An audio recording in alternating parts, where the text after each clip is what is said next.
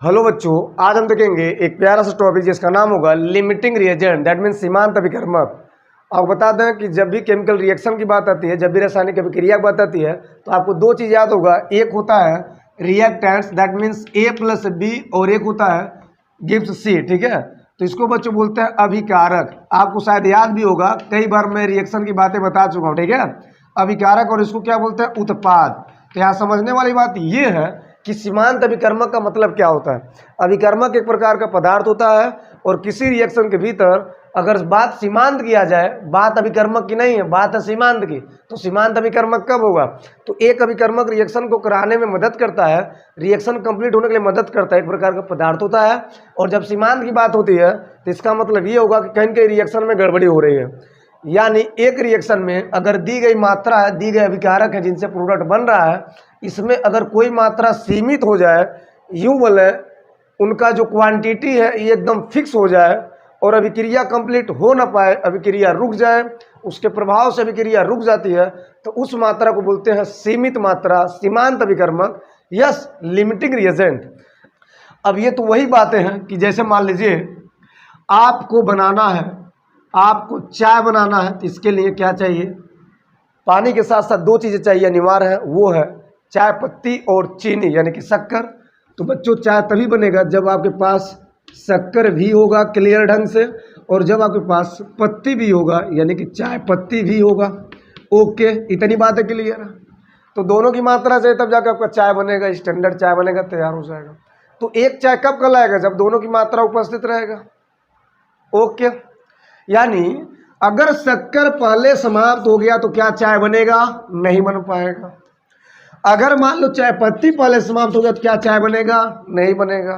यानी दोनों की अनुपस्थिति, दोनों में से कोई एक चला जाए तो यहाँ पर चाय बनाना संभव नहीं है। ठीक उसी प्रकार एक रिएक्शन को होने के लिए, एक अभिकारक उत्पाद बनने में अगर अगर अगर कोई एक अभिकारक पहले समाप्त हो जाता है तो यहाँ पर रिएक्शन होगा ही नहीं, और यहाँ यूँ बोलेंगे कि अभिक्रिया रुक जाएगी, और अभिक्रिया रुक जाएगी इसका मतलब ये है कि यहाँ पर उत्पाद बनेगा ही नहीं, तो उत्पाद की मात्रा वहीं पे सीमित हो जाएगा। इस प्रकार स्पष्ट होता है कि जिस प्रकार एक शक्कर के अभाव में या एक चाय पत्ती के अभाव में चाय नहीं बन सकता, ठीक उसी प्रकार किसी अभिकर्मक के अभाव में अभिक्रिया रुक जाए, उत्पाद न बन पाए, तो उस अभिकर्मक का नाम होता है सीमांत अभिकर्मक। क्या होता है? सीमांत अभिकर्मक। क्लियर है? ओके, अब हम परिभाषा की बात करेंगे, मोटी मोटा लाइन में लिख लो। यस, क्या लिखेंगे? क्या लिखेंगे? किसी, क्या लिखेंगे? किसी रासायनिक अभिक्रिया, किसी रासायनिक अभिक्रिया में सीमित मात्रा में उपस्थित, सीमित मात्रा में उपस्थित वह अभिकर्मक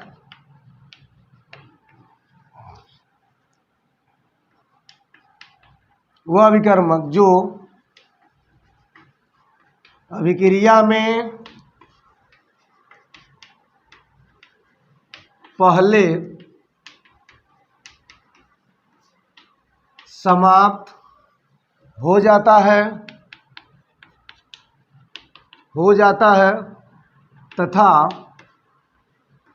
तथा बनने वाले उत्पाद की मात्रा को सीमित कर देता है,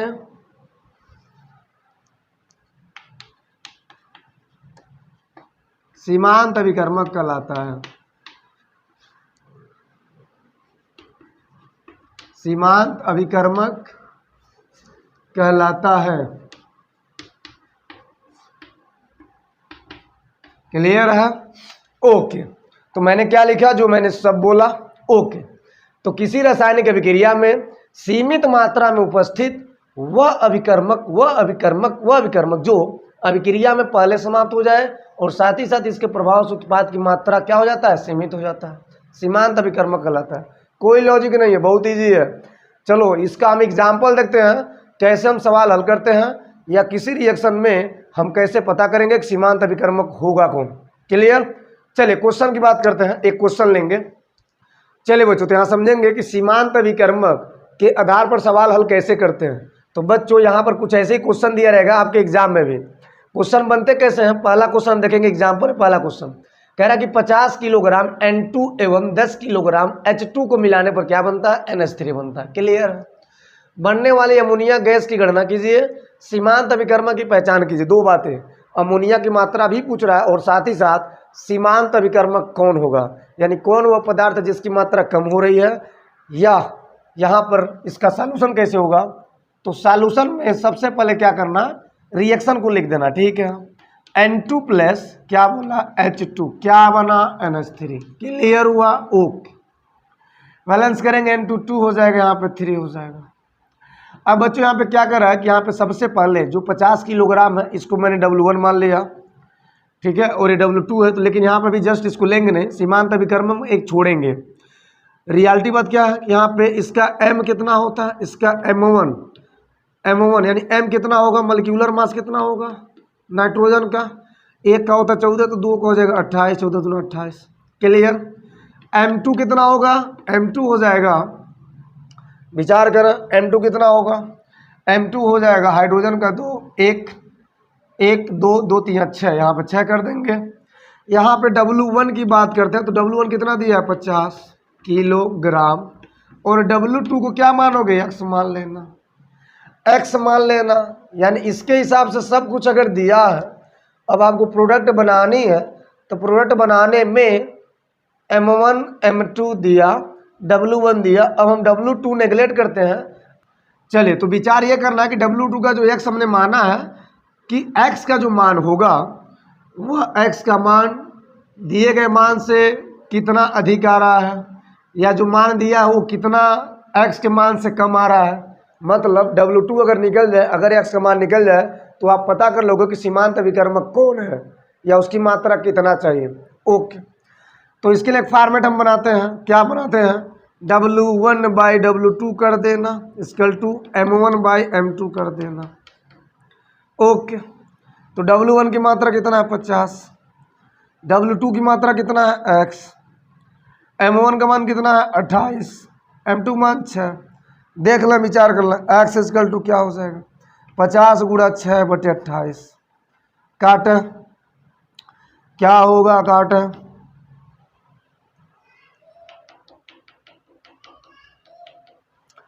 क्या होगा, काट। यहाँ पे कैलकुलेशन करेंगे,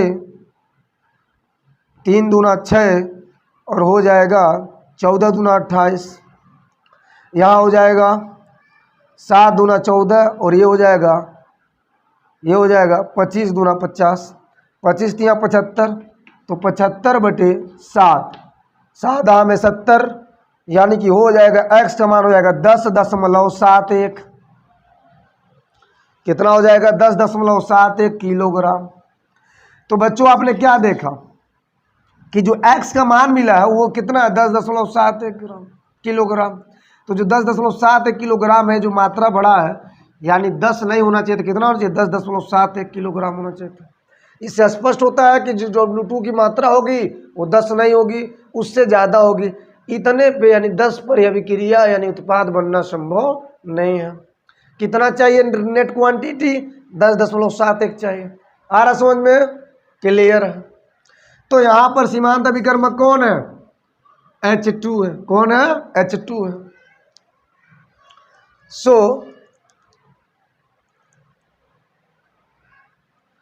सो यहाँ पर क्या लिखेंगे, इसलिए यहाँ पर लिमिटिंग रिएजेंट, यहाँ पर सीमांत अभिकर्मक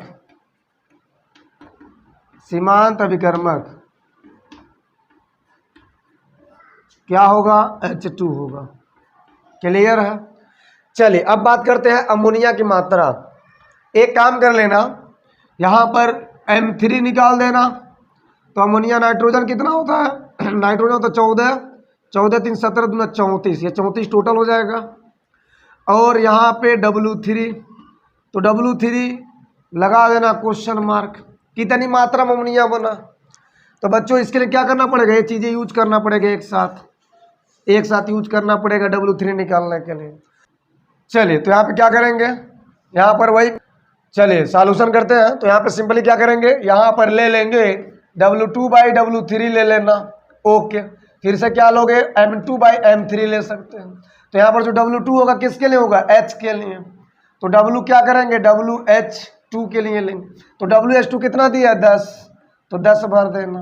W3 निकालना है जी।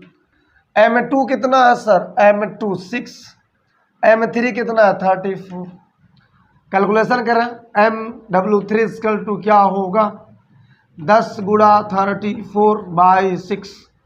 काटें देखें, 3 दूना 6, 5 दूना 10। रिजल्ट कितना आएगा W3 का, 56.66 किलोग्राम NH3 बना। क्लियर है। ओके, तो बहुत प्यारा सा क्वेश्चन है और बहुत प्यारा सा टॉपिक है, लिमिटिंग रिएजेंट।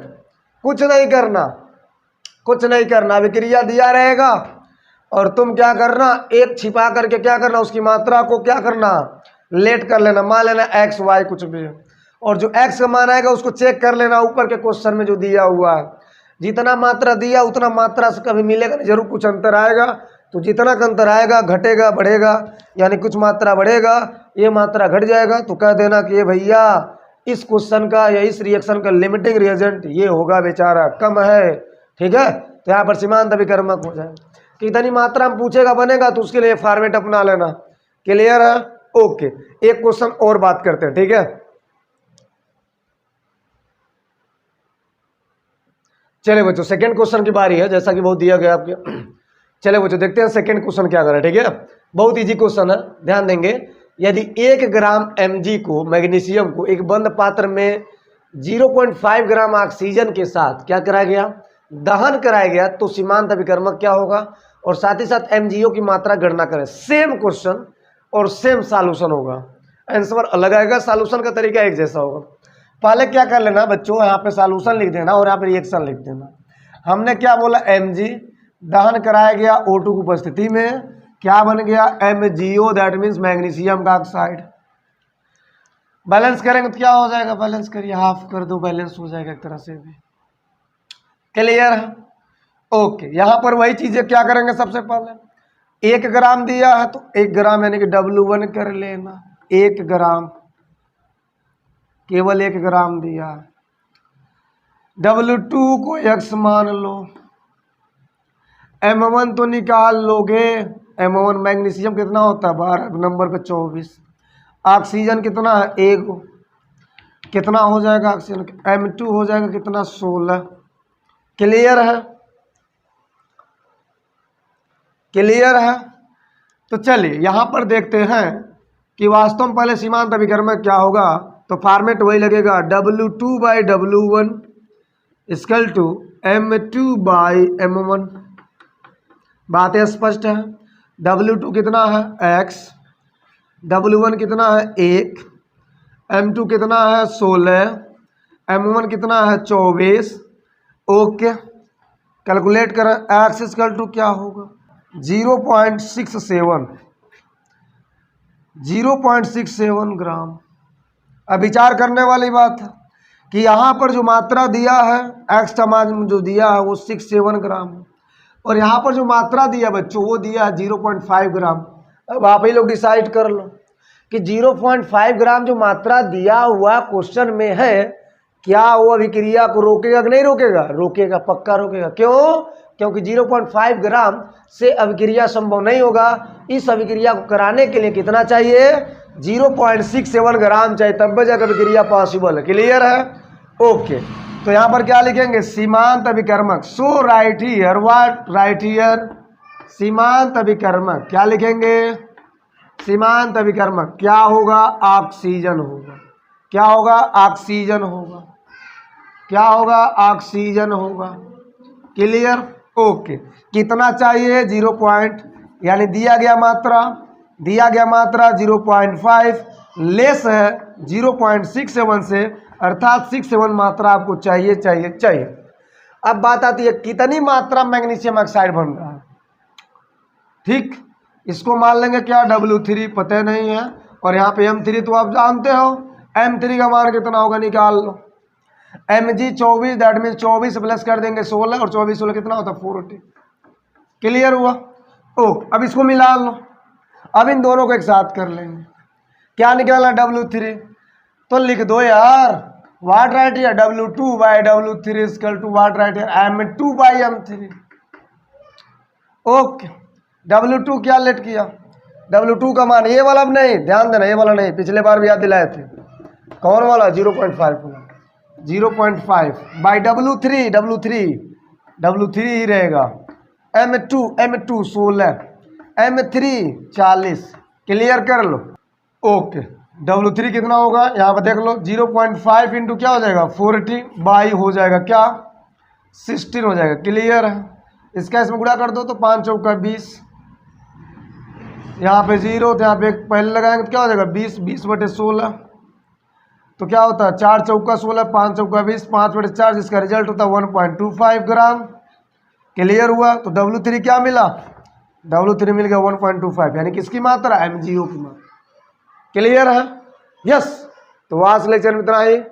कमेंट में बताएं कि आज का लेक्चर कैसा लगा। यस।